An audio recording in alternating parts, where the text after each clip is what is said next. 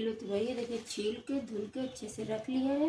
ये 4 प्याज हैं मीडियम साइज की, ये नींबू पड़ेगा आधा पड़ेगा, ये 1 गट्ठी लहसुन है, 4 सूखी मिर्ची हैं, 4 हरी हैं, ये 1 चम्मच जीरा है, आधा चम्मच हल्दी है, आधा चम्मच नमक है। पहले जाएगा लहसुन और सूखी मिर्ची।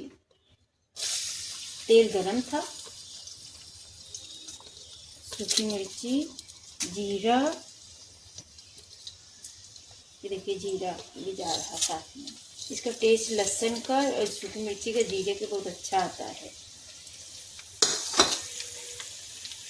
ये जब हो जाएगा तब प्याज डाल देंगे। ये देखिए 1 मिनट में हो गए। अब डाल देंगे प्याज। प्याज 2-3 मिनट तक लेगा, 3 मिनट तक प्याज हो जाएगा 3 मिनट में।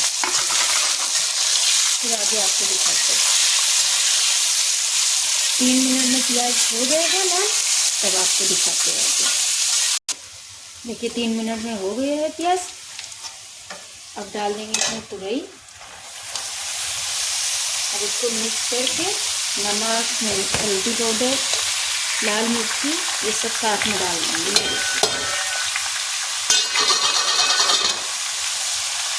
ये भी मिक्स कर देंगे।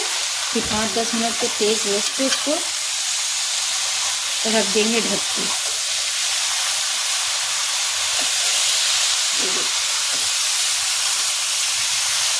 अब इसको ढक देंगे। ये देखिए मिक्स हो गई है। अब इसको ये देखिए ढक देंगे। 2 मिनट के बाद आपको दिखाते हैं।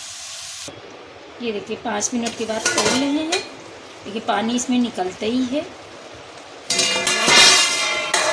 ये देखिए अच्छा आ गए। अब ये देखिए हमने 1 नींबू का रस निकाल के रख लिया था, ये भी साथ में डाल देंगे। अब इसको जब तक पानी नहीं सूख जाएगा तब तक इसको भूनेंगे।